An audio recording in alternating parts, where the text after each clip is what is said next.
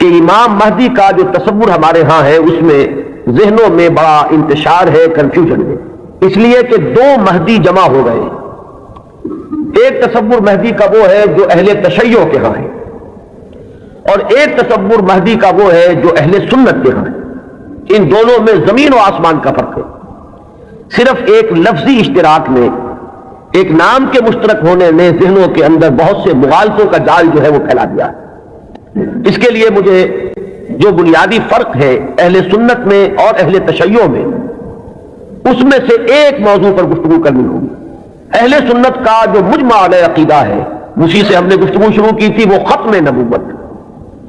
نبی اکرم صلی اللہ علیہ وسلم پر ہر نوع کی نبوت ختم ہو چکی۔ آپ کے بعد کوئی نبی نہیں ہے، نہ کوئی ذلی ہے، نہ بروزی ہے، نہ جزوی ہے، نہ کلی ہے، نہ صاحب شریعت ہے، نہ بغیر شریعت ہے، نہ صاحب کتاب ہے، نہ بغیر کتاب۔ نبوت کی بنیاد ہے وحی نبوت پر، اور وحی نبوت کا دروازہ بند ہو چکا، یہ کھڑکی ہمیشہ ہمیشہ کے لیے بند ہو۔ اسی ضمن میں نبوت کا خاصہ ہم مانتے ہیں عصمت، معصوم ہونے۔ معصومیت جو ہے یہ خاصہ نبوت ہے اہل سنت کے نزدیک۔ جب نبوت ختم ہوئی تو معصومیت بھی ختم۔ اب خطا کا امکان ہے، اجتہاد کا دروازہ ہے، کھلا ہے۔ کوشش کرو، محنت کرو، صحیح سے صحیح رائے تک پہنچنے کے لیے ایڑی چوٹی کا زور لگاؤ، کتاب و سنت کے جو محکمات ہیں، جو اس کی اساسات ہیں، اس سے استدلال کرتے ہوئے، استنباط کرتے ہوئے نتائج تک خود پہنچو۔ یہ اجتہاد ہے۔ اس اجتہاد میں جہاں ثواب کا امکان ہے، خطا کا بھی۔ ثواب یہاں سے والا ثواب نہیں، فواد والا ثواب، جس سے آپ بولتے صائب الرائے، وہ شخص کہ جس کی رائے صحیح ہوتی ہے۔ تو ثواب کا بھی امکان ہے کہ صحیح رائے تک انسان پہنچ جائے، اور خطا کا بھی احتمال ہے۔ یہ جو خطا کا احتمال ہے، اگر پوری نیک نیتی سے خطا ہوئی ہو، انسان کی اپنی نیت میں کوئی فساد نہ ہو، اس کے اپنے اندر کوئی اس کے ارادوں میں کجی نہ ہو، تو اگر خلوص اور اخلاص کے ساتھ ایک مجتہد غلطی کرتا ہے، خطا کرتا ہے، ہمارا موقف یہ ہے کہ اسے بھی اجر ملے گا، اکیرا اجر ملے گا، اس لیے کہ اجتہاد کا مادہ وہی جہد ہے۔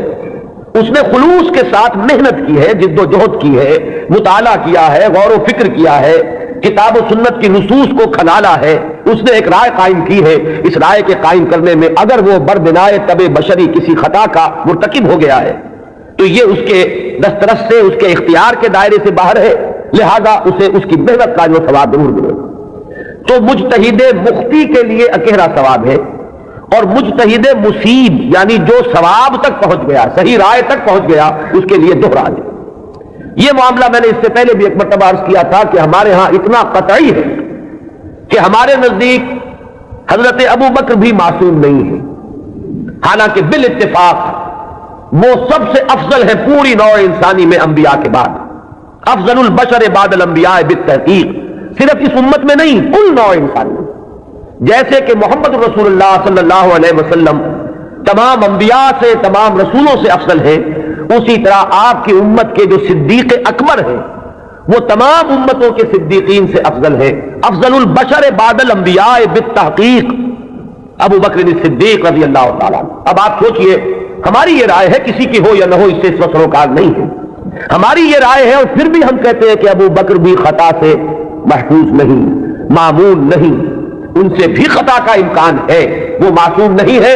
عصمت جو ہے وہ خاصہ نبوت ہے، وہ محمد کے ساتھ ختم ہو گئی صلی اللہ علیہ وسلم۔ ابو بکر سے خطا ہو سکتی ہے، عمر سے ہو سکتی ہے، عثمان سے ہو سکتی ہے، علی سے ہو سکتی ہے، ہر شخص سے ہو سکتی ہے۔ اگر ان چار سے ہو سکتی ہے تو بقیہ پوری نوع انسانی تا قیامت جو آنے والی ہے ان میں کوئی ان سے افضل نہیں ہو سکتا، بات ختم۔ لیکن اہل تشیع کا عقیدہ یہ ہے کہ نبوت کا دروازہ تو بند ہوا ہے، لیکن اس کے بعد امامت معصومہ کا ایک سلسلہ چل رہا ہے، اور یہ امامت معصومہ اہل بیت میں ہے۔ نبی اکرم صلی اللہ علیہ وسلم کی جو اولاد حضرت فاطمہ رضی اللہ تعالی عنہا سے چلی ہے، یہ اس میں امامت معصومہ کا ایک سلسلہ ہے کہ جو چل رہا ہے۔ تو آپ اچھی طرح جان لیجئے کہ ہمارے نقطۂ نگاہ سے تو وہ بھی ایک جزوی نبوت ہو گئی، جہاں خاصہ عصمت آ گیا، نبوت کا ایک جز آ گیا، تو ہمارے اور ان کے درمیان جو سب سے اہم اختلاف ہے یہ کہ صحابہ میں افضل کون ہے، یہ معاملہ تو کچھ لوگوں کے اپنے ذوق کا بھی ہو سکتا ہے، مزاج اور استاد کا بھی ہو سکتا ہے، ظاہر بات ہے کہ پسند ناپسند پر تو انسان کو اختیار بھی نہیں ہوتا. میں نے کئی مرتبہ عرض کیا کہ ایک ہی پودا ہے گلاب کا, اس پر پھول کھلے ہوئے ہیں, آپ کو کوئی ایک پھول زیادہ پسند آیا, آپ نے اس کو لے لیا اور آپ بتا بھی نہیں سکیں گے کہ اس میں آخر سبب کیا ہے, آپ نے دوسرے پھولوں کو چھوڑ کر اسے کیوں منتخب کیا. تو یہ معاملہ اتنا بنیادی نہیں ہے, اگرچہ ہمارے نزدیک صحابہ کرام میں افضلیت کا ایک پیٹرن ہے اور وہ معین ہے کہ پوری امت میں افضل ترین 4 خلفاء ہیں اور ان میں ترتیب فضیلت جو ہے وہ ترتیب خلافت کے مطابق ہے. ابو بکر ہے, عمر ہے, عثمان ہے, پھر علی. ان کے بعد وہ 6 ہیں عشرہ مبشرہ میں سے, ان کے بعد اصحاب بدر ہیں, ان کے بعد اصحاب شجرہ ہیں, ان کے بعد تمام صحابہ ہیں, اور ان کے بعد پھر اب سلسلہ جو ہے وہ چلتا جائے گا. آگے بات میرٹ پر ہوگی, شخصی میرٹ پر, لیکن یہاں جو ہے معاملہ شخصی میرٹ کا نہیں ہے, یہاں تو معاملہ جو ہے معین ہے کہ یہ سیڑھیاں ہیں. تو یہ ہے ہمارا ایک موقف, لیکن میں پھر بھی عرض کروں گا کہ اس کو میں کوئی اہم عقیدے کی بات نہیں کہتا, یہ ایک ذوق کا معاملہ بھی ہو سکتا ہے. یہاں تک کہ امام الہند حضرت شاہ ولی اللہ دہلوی رحمۃ اللہ علیہ نے ایک بڑی عجیب بات لکھی. وہ یہ لکھتے ہیں کہ اگر میری طبیعت کو اس کے آزاد رجحان پر چھوڑ دیا جائے تو وہ فضیلت علی کی طرف زیادہ مائل ہے. کتنی سچی بات کہی ہے کہ میرے ذاتی رجحان کو, میری طبیعت کو, ایک ہے میرا ذوق, اگر اسے آزاد چھوڑ دیا جائے تو وہ کچھ فضیلت علی کی طرف زیادہ اس کا رجحان ہے, وہ زیادہ قائل ہے. لیکن مجھے حکم ہوا ہے کہ میں فضیلت کا اقرار کروں ابو بکر اور عمر اور عثمان. اب یہ ہے مقام, یہ جامعیت ہے, یہ توازن ہے. لہذا میں عرض کروں گا کہ اس مسئلے کو میں پھر بھی ثانوی کہوں گا, دوسرے درجے میں, لیکن یہ جو بنیادی بات ہے یہ بہت بڑا اختلاف ہے, اور ہمارے اعتبار سے تو در حقیقت یہ ایک جزوی نبوت ہے کہ جس کے قائل ہیں ہمارے یہ بھائی جو اپنے آپ کو اہل تشیع ہیں. بہرحال ان کا بھی آگے سلسلہ, یہ عام معلومات کے لیے بھی بات ہے کہ ذہنوں میں رہنی چاہیے. ہمیں اکثر و بیشتر بڑی بنیادی باتیں بھی اپنی تاریخ کی معلوم نہیں. ہم چونکہ سنی ہیں, سنیوں کے اختلافات کو ہم خوب جانتے ہیں, لیکن یہ کہ اہل تشیع میں اختلاف آگے کیا ہوئے ہیں